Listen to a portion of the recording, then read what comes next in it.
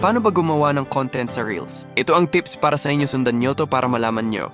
Ang paggawa ng content sa Reels ay maaring maging isang mahusay na paraan upang makapagbahagi ng mga ideya, talento o mga karanasan sa ibang tao.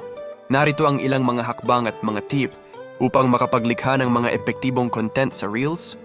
1. Tukuyin ang iyong layunin.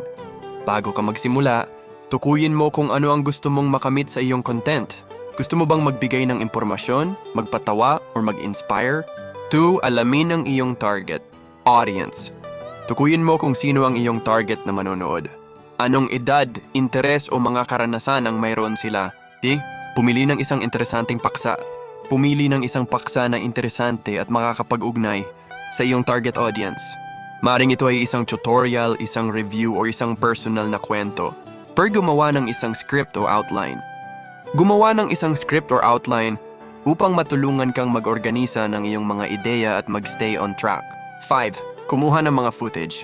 Kumuha ng mga footage na makakapagbigay buhay sa iyong content. Maaring ito ay mga video, mga larawan o mga graphics. 6. Gamitin ang mga editing tool.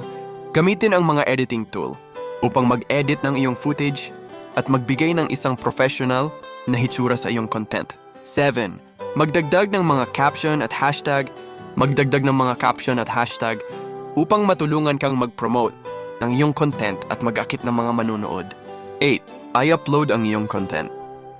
I-upload ang iyong content sa Reels at maghintay ng mga resulta. Mga karagdagang tip.